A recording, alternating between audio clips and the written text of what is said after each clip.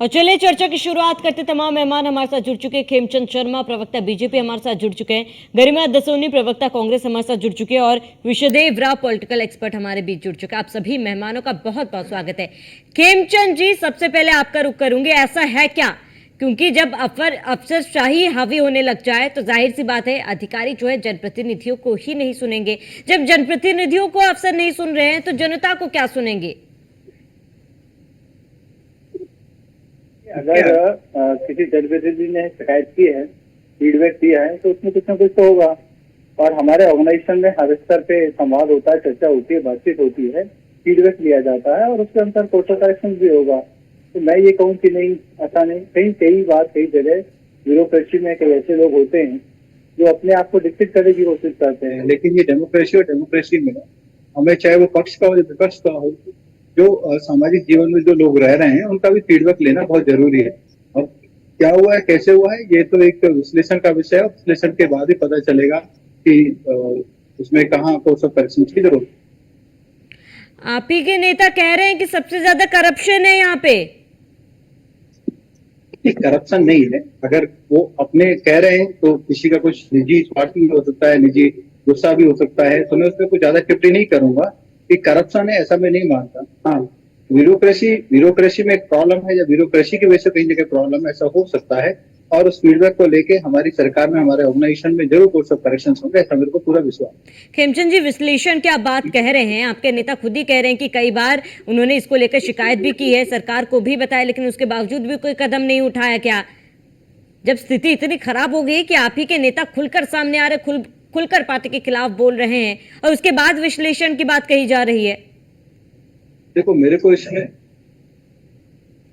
इसमें कुछ ज्यादा जानकारी नहीं है इस विषय के बारे में, लेकिन ऐसा पूरा विश्वास है कि हमारे यहाँ पे लगातार बातें होती हैं और लगातार हमारे यहाँ पे संवाद होता है। और संवाद में इन चीजों पे विचार किया जाता है, सुना जाता है, लिखित में लिया जाता है।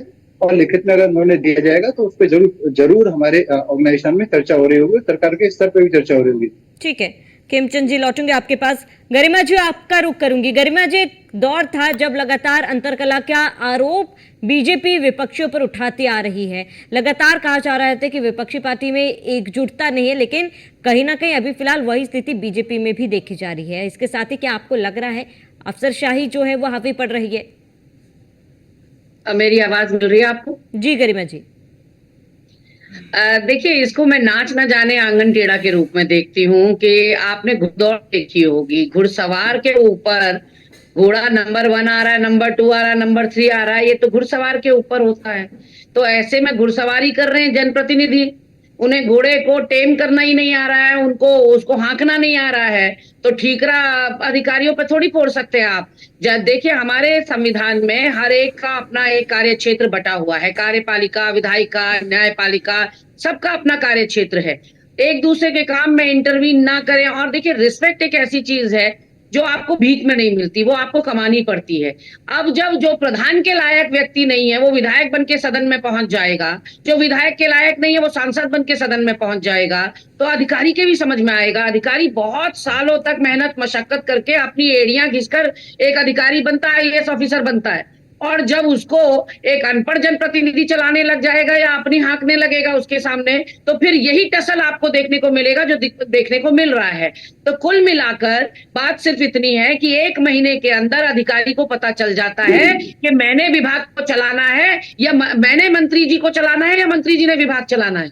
तो अधिकारी के 1 महीने में समझ में आ जाता है कि मंत्री की कैपेबिलिटी कितनी है, उसकी काबिलियत कितनी है, और उसके समझ में आ जाता है कि विभाग को उसने अब रन करना है या मंत्री जी को उसने लिखा पढ़त करनी है। तो कुल मिलाकर यहाँ पर बात सिर्फ इतनी है कि साथ मिल बैठ कर खाओगे, हमाम में ऊपर से लेकर नीचे तक सब नंगे हो जाओगे, तो फिर कैसे म्यूचुअल रिस्पेक्ट मिलेगी?